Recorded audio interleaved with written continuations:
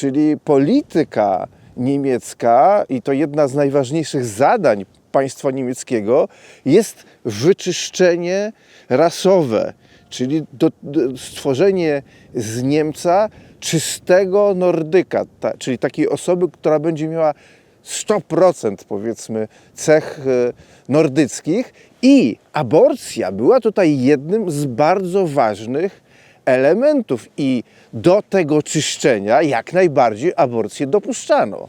No, to jest istota rzeczy, bo w tych zakazach na przykład aborcji dla Niemek, które rzeczywiście naziści wprowadzili po dojściu do władzy w Niemczech, tak naprawdę nie chodzi o ochronę życia, tylko chodzi o realizację właśnie tego ideologicznego projektu.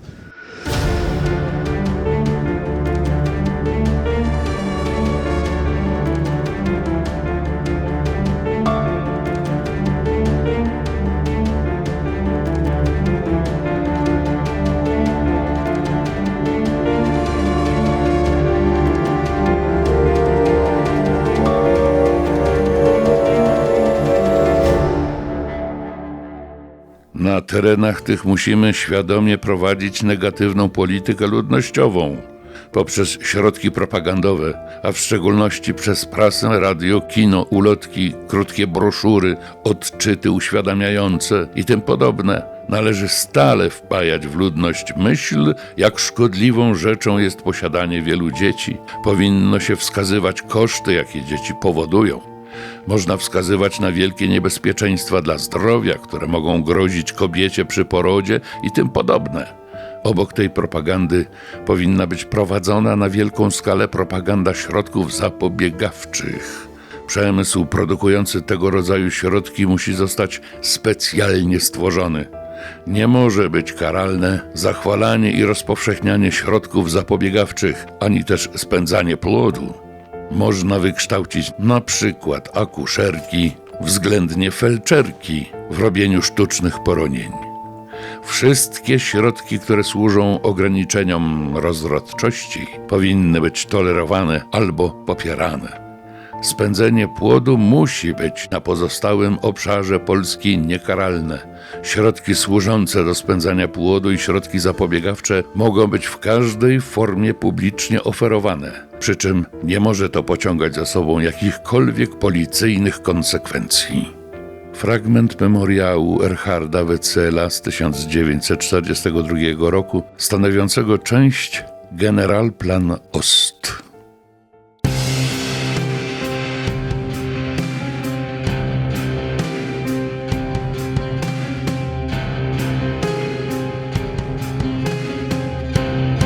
Często możemy spotkać się z opinią, także odnoszącą się do bieżących kontekstów sporów politycznych, światopoglądowych, no, że przecież III Rzesza hitlerowska była w awangardzie walki z aborcją, bo przecież naziści po dojściu do władzy w 1933 roku zakazali w Niemczech aborcji i generalnie robili wszystko, aby tą politykę ludnościową w Niemczech prowadzić w kierunku uzyskania wzrostu demograficznego. No ale jeżeli popatrzymy na to, co działo się w Niemczech po 1933 roku, a zwłaszcza na terytoriach okupowanej Europy, a zwłaszcza na terytorium okupowanej Polski przez Niemcy po wrześniu 1939 roku, no ta opinia wydaje się mocno przesadzona.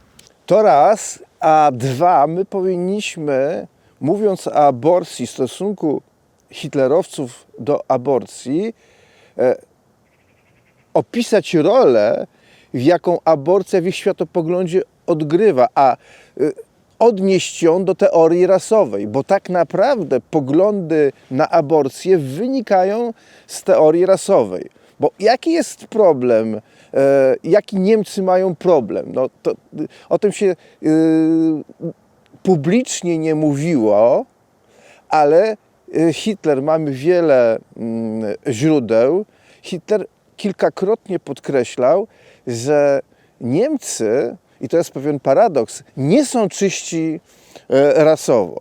Czyli polityka niemiecka, i to jedna z najważniejszych zadań państwa niemieckiego jest wyczyszczenie rasowe, czyli stworzenie z Niemca czystego Nordyka, czyli takiej osoby, która będzie miała 100% powiedzmy cech nordyckich, i aborcja była tutaj jednym z bardzo ważnych elementów i do tego czyszczenia jak najbardziej aborcję dopuszczano.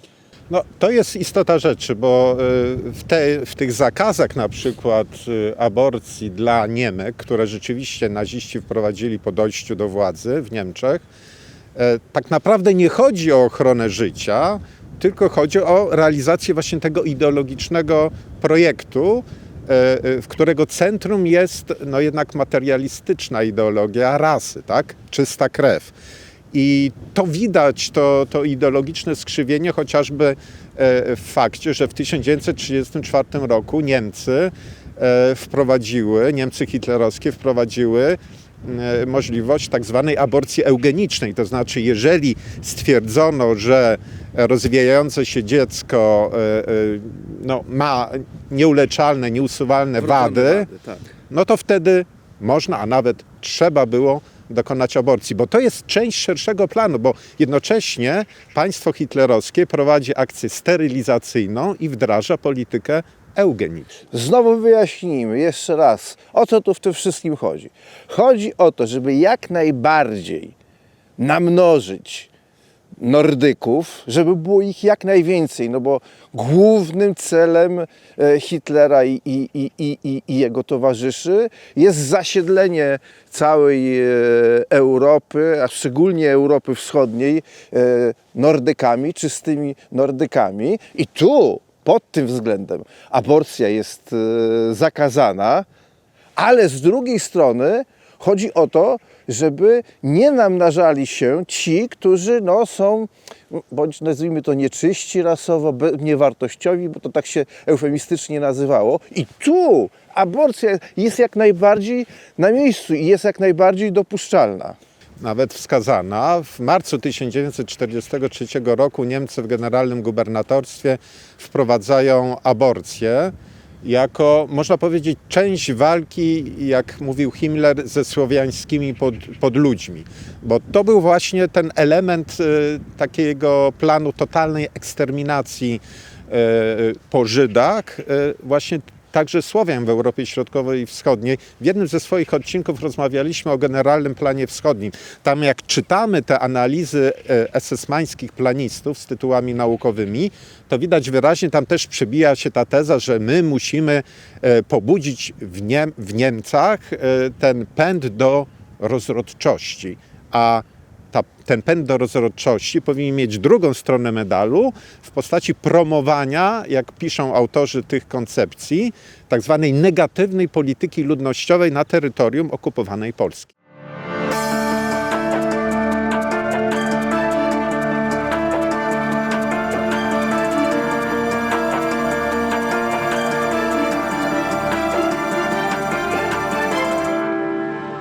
W szeroko rozumianych planach niemieckich w Europie Wschodniej, łącznie z Polską, w Europie Środkowej i Wschodniej, może tak to nazwijmy, przeszło 40 milionów ludzi, z którymi trzeba coś zrobić. Wymordować, wysiedlić, ale jednocześnie zanim się do tego dojdzie, trzeba zahamować ich rozradzanie się, bo jak będzie ich więcej, to Niemcy będą mieli wielki problem właśnie z realizacją swoich germanizacyjnych utopii. I najlepszym przykładem, że dla państwa niemieckiego pod rządami partii hitlerowskiej tak naprawdę życie nienarodzone nie było priorytetem, jest to, co działo się na przykład w sytuacjach w czasie II wojny światowej, kiedy dochodziło do na przykład zbliżeń między robotnikami przymusowymi z Polski, ale także z krajów Związku Sowieckiego, z Niemkami określanymi jako czyste rasowo. Ona zachodziła w ciążę I wtedy wkraczały władze niemieckie, przymusowa aborcja, a dla tego ojca tego dziecka kara śmierci. Tak, ale były też i wyjątki, no bo w toku wdrażania tych planów, no nawet ci szaloni planiści zaczęli sobie zdawać sprawę, że tych Niemców jest cały czas za mało, tych prawdziwych Nordyków jest cały czas za mało. I niedawno odkryto fakt, że właśnie że części tych przykładów, kiedy Niemka zachodziła w ciążę z Polakiem, część tych Polaków, którzy byli winni, mówię w cudzysłowie, winni temu, zamykano w obozach i badano, czy być może oni mają w sobie cechy germańskie, czy nadają się do germanizacji. To jest po prostu coś niewiarygodnego. Tym procedurom poddano około 1000 osób i kilkaset osób z nich uznano za godnych bycia Niemcami, nadających się do germanizacji i ten związek z Niemką legalizowano. Tak bardzo hitlerowcy dbali o zachowanie tej dobrej germańsko-nordyckiej krwi, bo gdy mówimy o tych planach germanizacyjnych, to musimy pamiętać, że Hitler wychodził z założenia, że nie tylko Niemcy nie są całkowicie pełnocennym elementem rasowym, ale te cenne elementy rasowe również są wśród Słowian. I tym Słowianie różnią się od Żydów, bo Żydzi mają tylko złe cechy rasowe, a tu część Słowian ma dobre geny, no to różnie Niemcy liczyli 10-15%, uważali, że 10-15% Słowian być może uda się im zgermanizować i w ten sposób powiększą tę pulę dobrej krwi. Tak, bo przypomnijmy, planowany przez Adolfa Hitlera w Europie Środkowej i Wschodniej Lebensraum, czyli ta wielka przestrzeń życiowa, miała być czysta pod względem rasowym, nie tyle pod względem narodowościowym, co pod względem rasowym. I tutaj rzeczywiście to poszukiwanie tak zwanego cennego materiału rasowego wśród innych narodowości było wpisane w ten ideologiczny projekt, ale skoro mówi się o obozach, warto też powiedzieć, że na porządku dziennym, nie tylko w takich obozach dla kobiet jak w Ravensbrück, no, była przymusowa aborcja więźniarek.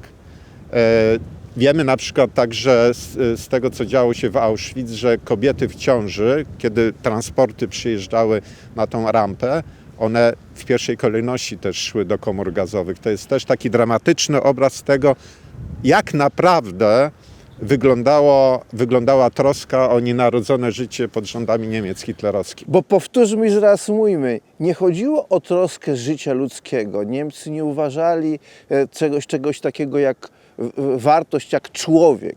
Dla nich wartością był tylko człowiek rasowy, ta rasa, to była główna wartość i zachowanie rasy nordyckiej było głównym celem niemieckiej polityki.